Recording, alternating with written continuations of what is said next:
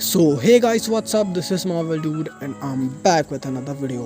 Sir recently कुछ ही दिन पहले मैं अपने ही सुपर हीरो कम्युनिटी के एक यूट्यूबर का वीडियो देख रहा था और उसके कमेंट सेक्शन में मुझे एक बहुत ही इंटरेस्टिंग सा टॉपिक देखने को मिला। तो मैंने सोचा क्यों ना एक वीडियो बना दे इस पर। टॉपिक काफ़ी इंटरेस्टिंग था।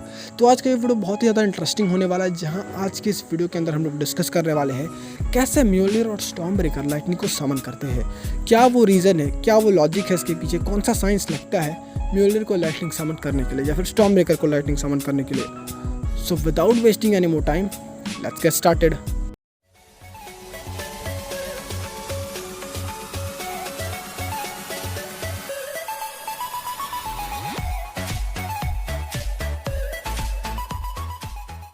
तो यार, थॉर का म्योल्निर या फिर स्टॉर्म ब्रेकर लाइटनिंग को कैसे समन करता है, इस बात को जानने से पहले मैं आपको बता दूं कि लाइटनिंग एक्चुअली में होती क्या है। मतलब थंडर बेसिकली आता कैसे है। तो एक फिजिक्स के क्लास के लिए रेडी हो जाओ। सो बेसिकली जो हमारे क्लाउड होते हैं यानी कि बादल, उन बादलों के अंदर होता है डस्ट पार्टिकल, आइस की कुछ क्रिस्टल्स, वाटर वेपर्स एक्सेट्रा।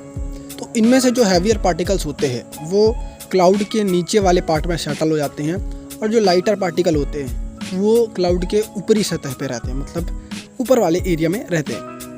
तो जब नीचे के हैवियर पार्टिकल्स एक दूसरे से कोलैप्स होते हैं तो उनके कोलैप्स होने की वजह से नेगेटिव चार्ज क्लाउड के नीचे वाले पार्ट में बन जाता है, यानी कि बादल के नीचे वाले पार्ट में हर जगह नेगेटिव चार्ज भर जाता है।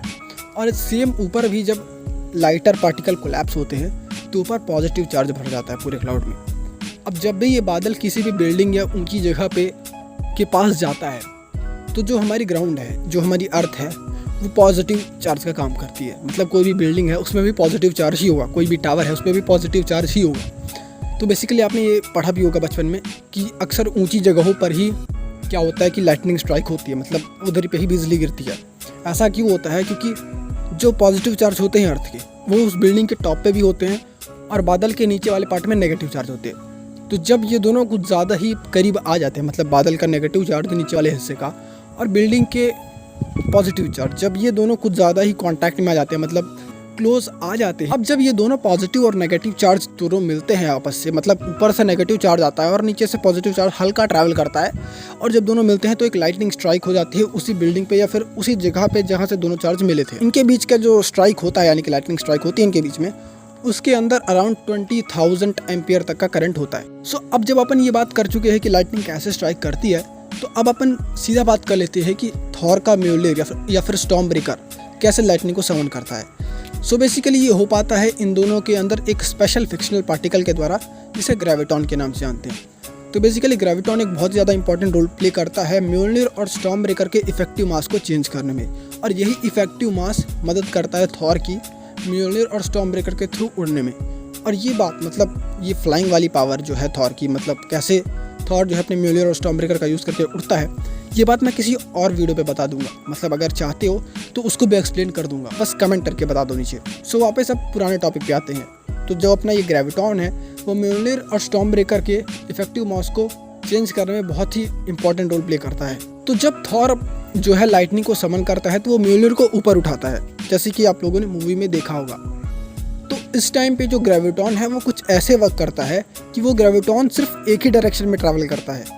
मतलब जैसे हमने पहले के केसेस में देखा था, ग्रेविटॉन जो है वो म्योल्निर के चारों तरफ वर्क करता है, म्योल्निर और स्टॉर्म ब्रेकर के चारों तरफ वर्क करता है, ताकि थॉर के हिसाब से इफेक्टिव मास उनका चेंज होता रहे। बट लाइटनिंग समन करते टाइम वो ग्रेविटॉन चारों तरफ वर्क ना करके सिर्फ एक ही डायरेक्शन में जाता है, वो है ऊपर के डायरेक्शन में।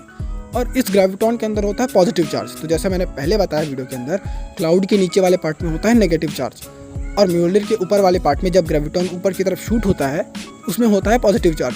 तो बेसिकली वो ग्रेविटॉन कुछ ऐसा वर्क करता है कि पूरी अर्थ के अंदर उस नेगेटिव चार्ज वाले क्लाउड के लिए इकलौता वही ग्राउंड सरफेस रहता है और कोई ग्राउंड सरफेस उसके लिए नहीं रहता। तो उसका नेगेटिव चार्ज ट्रैवल करके आता है म्योल्निर के पॉजिटिव चार्ज में, और फिर लाइटनिंग जो है वो ट्रैवल करके आती है थॉर के म्योल्निर में, और यहीं पे होती है एक लाइटनिंग स्ट्राइक। और फिर इसके अलावा जब थॉर किसी के ऊपर अटैक करना चाहता है तो फिर एक अनदर बीम, यानी कि एक दूसरी बीम आती है ग्रेविटॉन की, जो उस डायरेक्शन में ट्रैवल करती है जिस डायरेक्शन में थॉर जो है लाइटनिंग को स्ट्राइक करना चाहता है। तो बेसिकली होता कुछ यूँ है कि ऊपर से नेगेटिव चार्ज ट्रैवल करके आते हैं म्योल्निर के पास, यानी कि म्योल्निर का जो ऊपर साइड शूट हुआ होता है ग्रेविटॉन उसके पास, और फिर उनके बीच में बनती है एक लाइटनिंग स्ट्राइक। और फिर थॉर जिधर साइड उस लाइटनिंग स्ट्राइक को यूज़ करना चाहता है, फिर किसी के ऊपर अटैक करना चाहता है, तो उसके म्योल्निर से एक और बीम निकलती है ग्रेविटॉन की, जिसके थ्रू वो लाइटनिंग चार्ज या फिर कह सकते हो लाइटनिंग स्ट्राइक कंडक्ट हो जाती है उस अपोनेंट की तरफ जिधर थॉर को लाइटनिंग स्ट्राइक करनी होती है या फिर लाइटनिंग को समन करके सामने वाले के ऊपर अटैक करना होता है। जब हम लोग ये जान चुके हैं कि कैसे म्योल्निर और स्टॉर्मब्रेकर लाइटनिंग को समन करते हैं, तो आपको एक और मस्त सा रियल लाइफ फैक्ट बता देता हूँ। इन फ्यूचर कभी लाइटनिंग समन करके किसी पर अटैक करने की टेक्निक बन जाती है तो इसकी एक लिमिटेशन होगी 60 मीटर। 60 मीटर के आगे कोई भी किसी के ऊपर भी लाइटनिंग से अटैक नहीं कर पाएगा। ये बेसिकली इसका बहुत ही सिंपल सा एक्सप्लेनेशन है, क्योंकि 60 मीटर के बाद जो ग्राउंड के असली पॉजिटिव चार्जेस है वो लाइटनिंग स्ट्राइक को अपनी तरफ खींच लेंगे और लाइटनिंग स्ट्राइक जो है वो ग्राउंड में चली जाएगी। तो जैसा मैंने स्टार्टिंग में बताया था कि म्योल्निर जो है वो अपने ग्रेविटॉन पार्टिकल्स को ऊपर की तरफ शूट करता है, इसी वजह से जो बादल के नेगेटिव चार्जेस हैं वो ग्रेविटॉन पार्टिकल्स को एक तरह से ग्राउंड की नज़रिए से देखते हैं, मतलब उनको ये लगता है कि ये रियल ग्राउंड है, इसलिए वो वहाँ पे लाइटनिंग स्ट्राइक हो जाती है। बट 60 मीटर के बाद जाने के बाद जो ग्राउंड के पॉजिटिव चार्जेस है वो लाइटनिंग स्ट्राइक को अपनी तरफ अट्रैक्ट करने लगेंगे।